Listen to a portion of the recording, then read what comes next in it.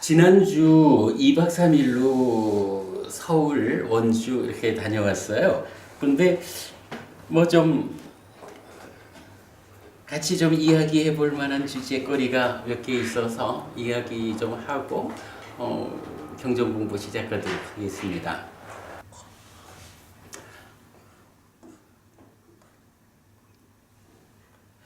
뭐 다들 아시지만 제가 출가를 늦게 한 사람이라서 놔두고 온 아이가 아들이 하나 딸이 하나 있거든요. 서울 가서 이제 오랜만에 이제 아들을 만났어요. 그래서 이렇게 이야기를 하는데 사실은 뭐 지 한참 그 대학 가려고 이럴 때 제가 예비 노릇 그만두고 출가를 했기 때문에 사실은 원망이 크지요. 늘 좀 미안하고 그런데 그래도 요새는 이제 많이 풀어졌어요. 그래도 좀 이쁜 눈으로 봐주기도 하고 그래요.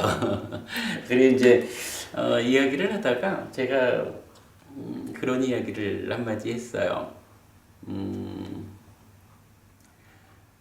내가 정말로 너한테 해주고 싶은 이야기가 있는데 작은 것을 쌓아서 큰 것을 만들어야 한다 라는 이야기를 해주고 싶다. 대부분 젊은 사람들이 작은 것을 매일매일 조금씩 쌓아가지고 그 연장된 선에서 큰 성과를 만드는 이런 쪽으로 접근하는 사람보다는 그저 젊다라는 거, 패기, 이런 거 때문에 굳이 뭐 일확천금이라고까지는 말을 안 하더라도 그냥 덥석 큰 거를 만들고 싶은 이런 생각을 많이 하게 되는데 내가 살아보니까 참으로 성공하는 삶은 커다란 것을 한 번에 얻는 그런 측면보다는 작은 것들을 열심히 모아 쌓아가지고 그것이 쌓아서 커다란 것이 될 때 성공하는 삶이 되는 것 같다. 그러니 너도 작은 것을 쌓아서 큰 것을 만들자라는 삶의 방향을 가지면 좋겠다. 라고 이야기를 했어요. 이제 그러면서 이제 제가 뭐 다른 사람들하고 대화할 수 있는 주제가 아니겠죠. 뭐 어쨌든 제가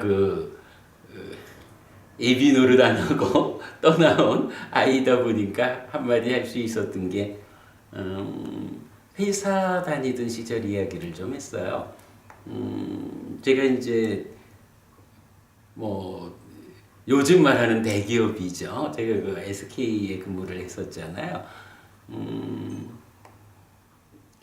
아마도 제가 젊었을 때 너의 나이쯤 되었을 때 정말로 삶이라는 것은 작은 것을 모아서 그 쌓여짐에 의해서 큰 게 만들어지는 것이 아주 단단하고 바람이 불어도 흔들리지 않는 허물어지지 않는 그러한 것이다 라고 배워 알았다면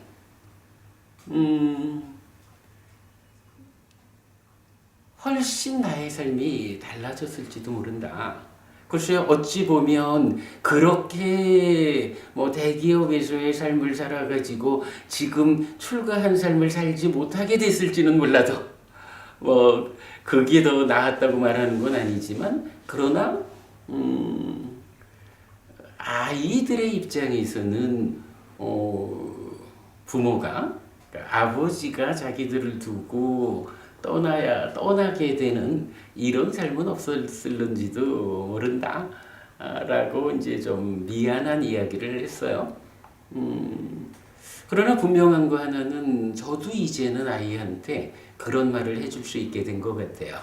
이제 한 60년 이래 살아보니까 매 순간순간의 삶의 결과를 조금씩 쌓아 가지고 만드는 삶이 흔들리지 않는 충실한 성공한 삶이다 라는 것을 이제는 제가 좀 보게 된 것 같아요. 그래서 아이야 너도 그렇게 살아라. 한꺼번에 많은 것을 얻으려 하지 말고 작은 것들에, 그러니까 매일매일의 삶에 충실해서 매일의 결과로 만들어지는 작은 것들을 쌓아가지고 훌륭한 삶을 만들면 좋겠다라고 이야기를 했는데, 그래도 요새는 좀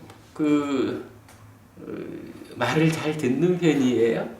고맙습니다 하면서 알아듣더라고요.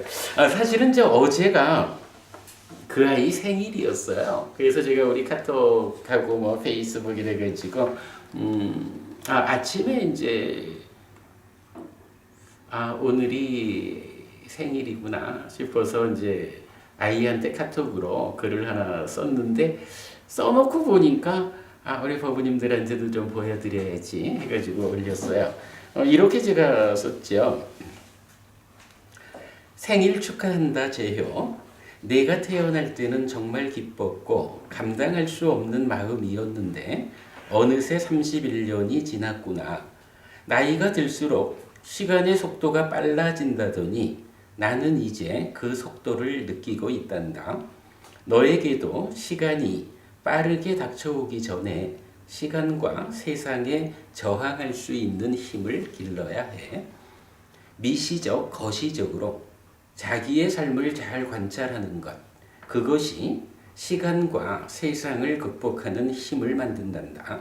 최소한 내가 지금 뭐 하고 있는지는 알면서 살아가야 하는 거란다. 다시 생일 축하한다 재효. 즐겁게 보내렴. 이래 적었는데 저는 사실 이런 이야기를 한 거죠.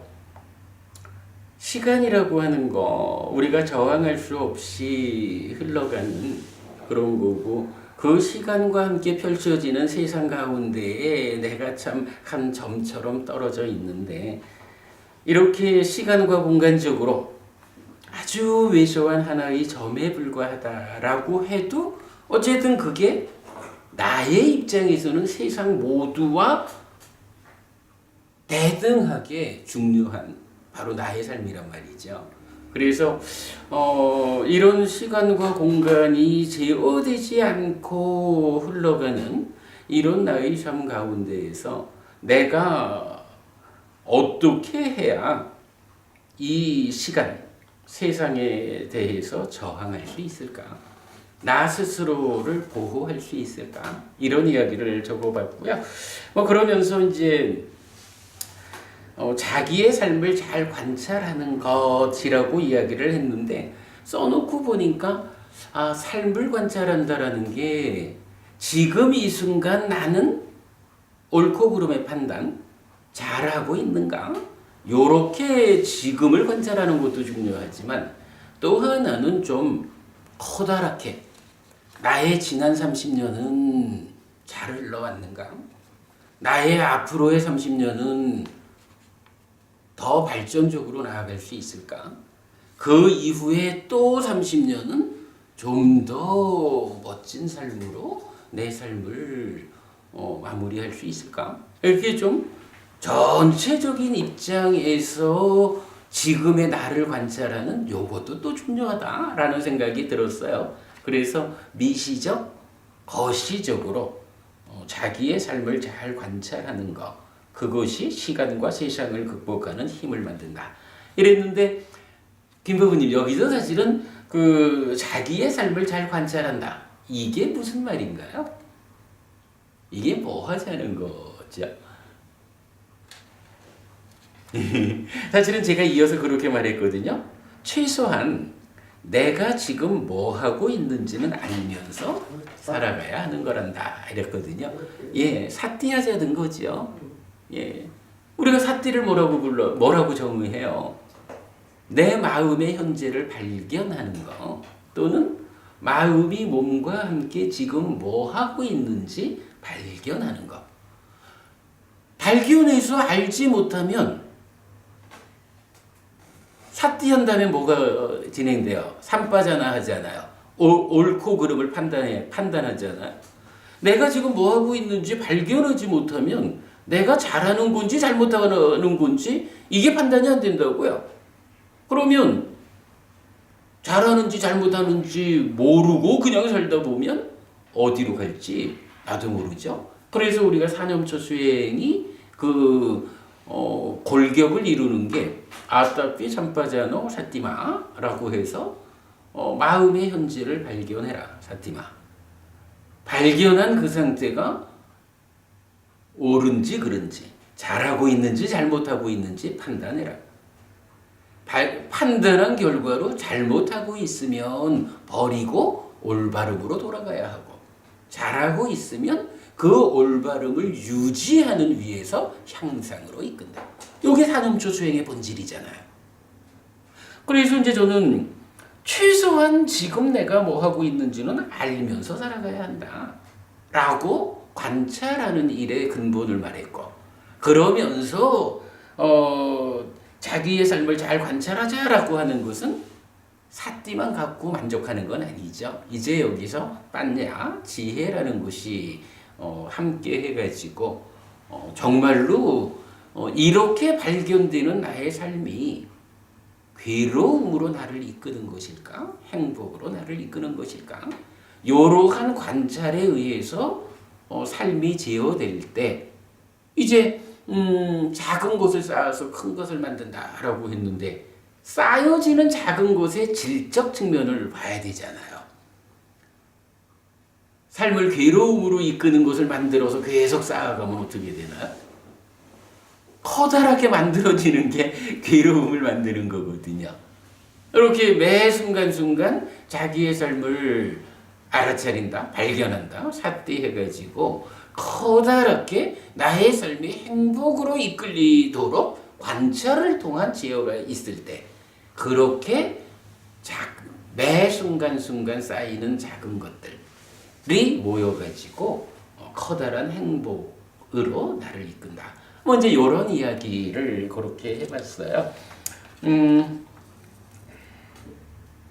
살아내는 일은 참 어렵지만 그래도 우리가 공부를 하는 것은 이런 면에서 필요한 것 같아요. 하여간 저는 뭐 오랜만에 아이를 만나가지고 그래도 참 특별한 관계에서 제가 꼭 해주고 싶은 이야기 그렇게 한마디를 했고요.